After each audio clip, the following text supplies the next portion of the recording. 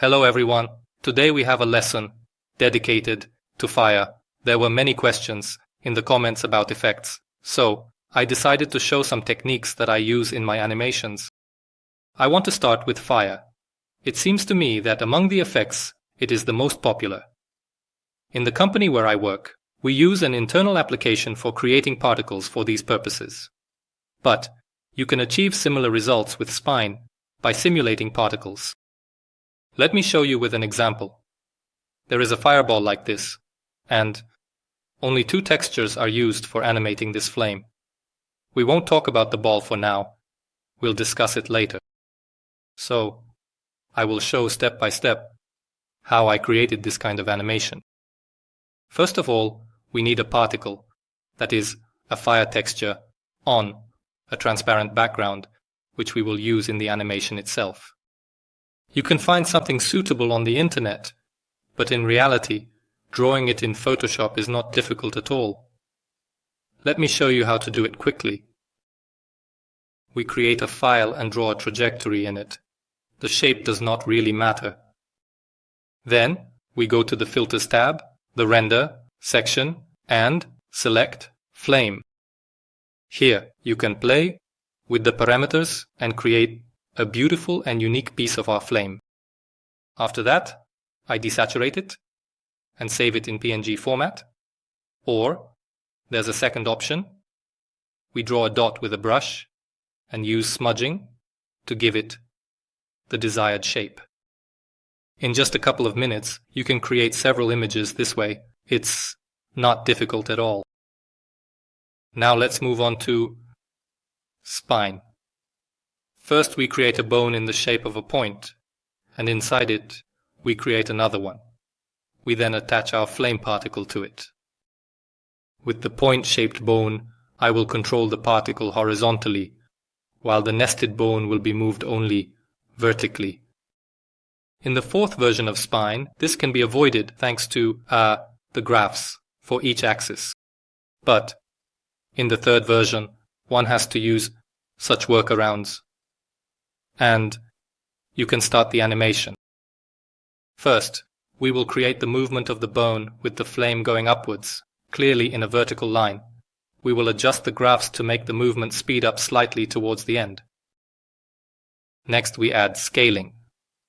Let the texture start small, then increase in size, and at the end of the animation, decrease again.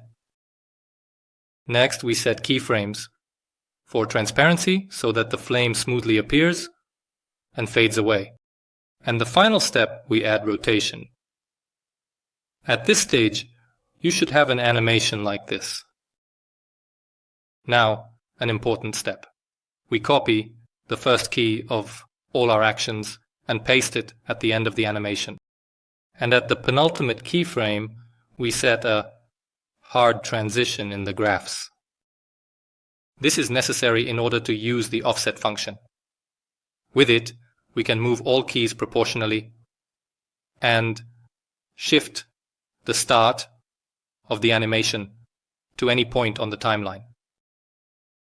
Next, we move on to animating the bone in the shape of a point. We will move it strictly horizontally. Just shift it to the left, then to the right, and you should achieve this result.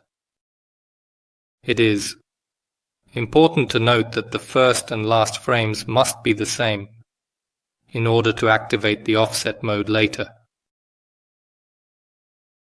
Now in setup mode, we copy the created bones 3 times. Then we return to animation mode, select the bones of the new particles, and offset their keys by about 1/3 relative to our timeline. In setup mode, you can go back and adjust the size of the textures. I made them a bit larger. The next step is to create another bone and place all our finished particles into it. Now we have the base for our flame.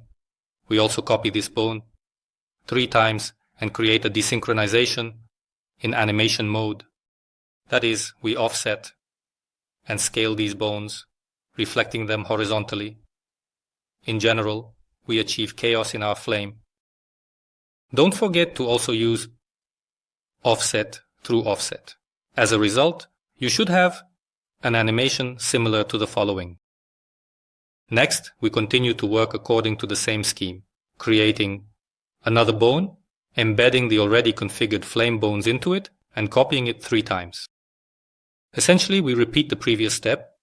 At this stage, we form a beautiful shape of fire through manipulations with scaling, offsetting, and the offset function. At this stage, I also converted all the textures to additive mode, and this is what should result. The next step is painting. In setup mode, I selected all the textures and painted them orange.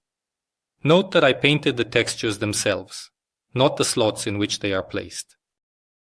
Then, we randomly select several textures and change their color to red to achieve some variety in the color of the flame.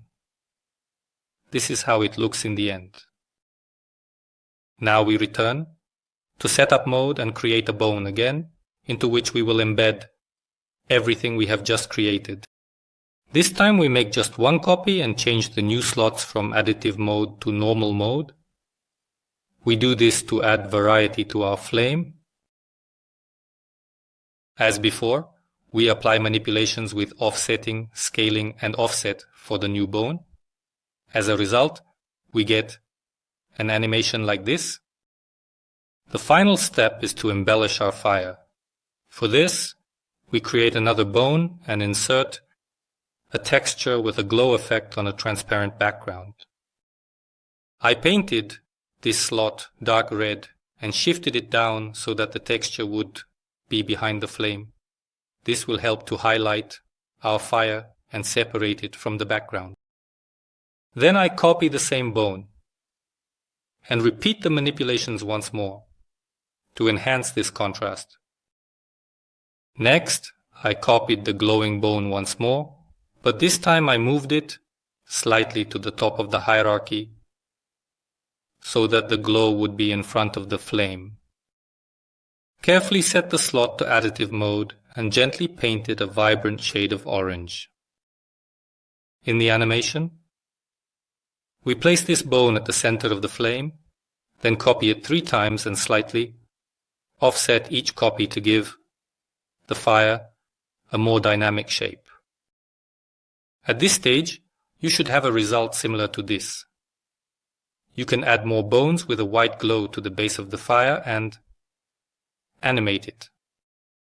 But this is not mandatory. It's up to your preference. You can also experiment with the speed of the fire. Look, it also looks pretty good when it's slower. Another piece of advice I can recommend is to use several flame textures, or rather particles. Here I used one in the animation, but for example, if there were 3 different ones, it would look more interesting. The advantage of this method is that replacing the texture allows for an easy way to obtain a new variant of fire. For example, I painted a particle to be more transparent and I just added small dots, and it became even more interesting. This method offers many opportunities for experimentation. Here are a few more examples of how different textures of these particles and their arrangement can change the overall style of fire. You can create both 2D stylized and realistic variations. This is certainly not a particle system, but in some cases, this method can be used as an alternative. That's all for the first option. Let's move on to the next one. Here, I animated the flame in a slightly more complex way. I had this source file, and the fire was represented by a single texture from which the entire animation is made. In this example, the flame is adorned with real particles, and the original file in the spine looks like this. So, let's go in order. First, we draw the texture of the flames using the same principle as in the first method. Roughly, with a brush, we outline the shape and, by smudging, give it the desired silhouette. This will take you about 3 minutes, probably. After that, we create a new layer and, holding the Alt key, click between the layers. we do this add a yellow gradient inside the outline of the flame. Then, by double-clicking on the layer with the flame itself, we go to the effects section and add an inner glow along the edges of the flame. Now the texture is fully ready and we can move to the spine for animation. I will show, using the example of one particle, how this flame was created because all the others were created similarly. First, we create the main bone, and within it we draw two auxiliary bones, one at the bottom and one at the top. We attach the texture of the flame to the bottom and create a mesh. To speed up the process, I generated the mesh automatically. Next, we attach two auxiliary bones to this mesh. I drew everything by hand to ensure the smoothest transition between the upper and lower bones. The flame is already bending beautifully, but to add a bit of chaos to its movements, I activate the bones and images buttons and flip the top bone. I also shift it a little. Then, by disabling these buttons, the flame begins to bend in a more interesting way, creating unusual shapes, for example, such curls. By rotating the lower bone, even more unique shapes can be achieved from this flame. Essentially, I animated each individual flame manually. Although this may seem complicated, in practice it is quite simple and does not take much time. We just need to rotate and scale the auxiliary bones and move the main one up. It takes only 2 to 3 minutes for each particle. Here, I sped up the video, but while I was talking, this is the animation that turned out. Look, the girl has 5 flames in each hand. Moreover, the animation for the left and right hands is completely identical. So there is no need to be afraid of animating each part separately. This process is not as labor-intensive as it may seem. Since we started discussing this animation, I'll share another life hack that I use often. If you just look at the original image that I received, then how exactly should I put it? Perhaps the girl is actually beautiful, but the artist depicted her from an unflattering angle, as if she took a selfie holding the phone from below. We all have those photos where we blinked or yawned. So, what did I do? In the animation, I slightly adjusted the proportions of this character. I slightly reduced and sharpened the chin, increased the distance between the nose and the upper lip, and narrowed the neck a bit. These changes are barely noticeable, but the character already looks better from this angle. What am I getting at? We often animate our heroes, or not heroes, any other objects in the way the artist has drawn them. That is a small psychological barrier. We animate as it is drawn. But this is not always a successful piece of art. This is an important lesson. One should not be afraid to deviate from the artist's original art. Minor adjustments can significantly improve the animation and the overall impression of the work. This was a small digression, but let's return again to our flames and consider another method. 4 years ago, I already talked about matchstick animation in one of my videos.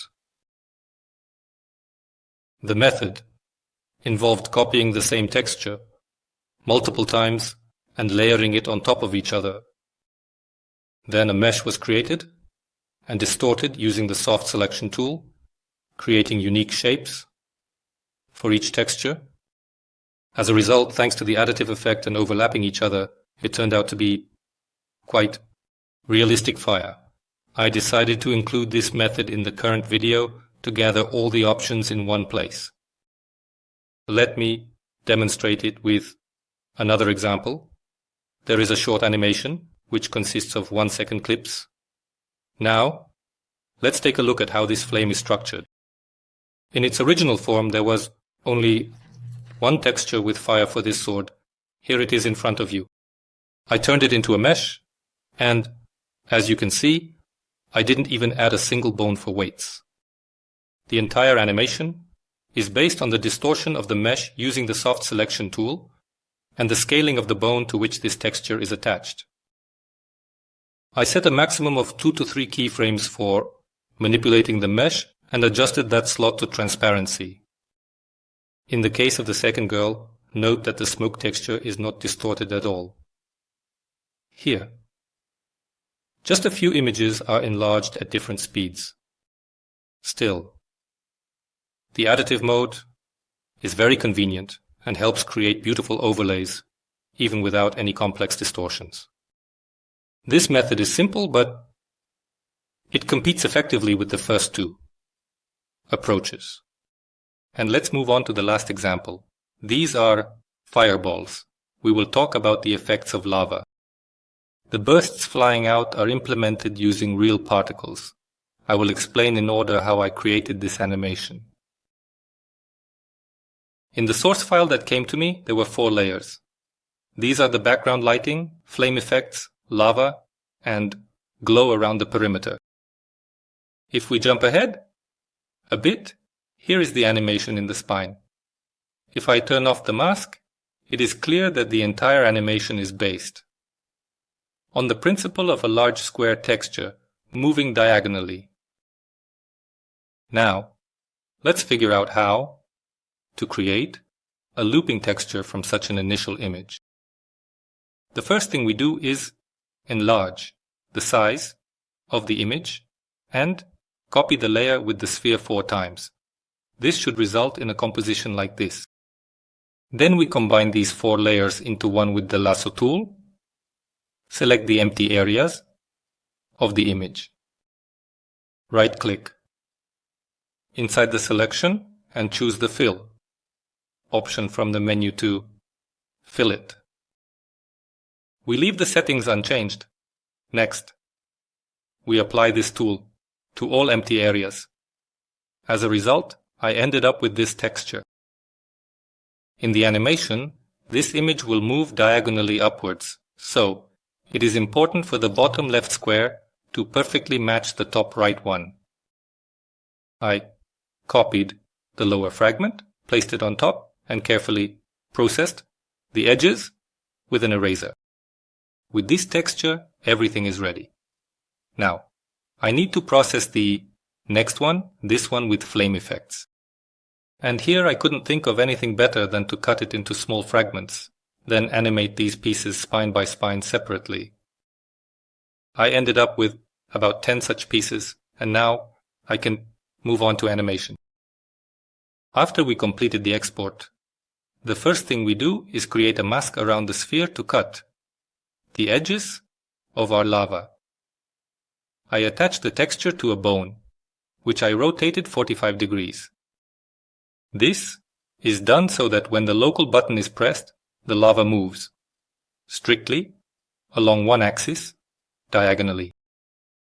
In animation, our task is to shift the texture so that, visually, in the last frame it clearly matches the first. And this is all done by eye. There are no nuances involved. Next, let's talk about the distortions of lava.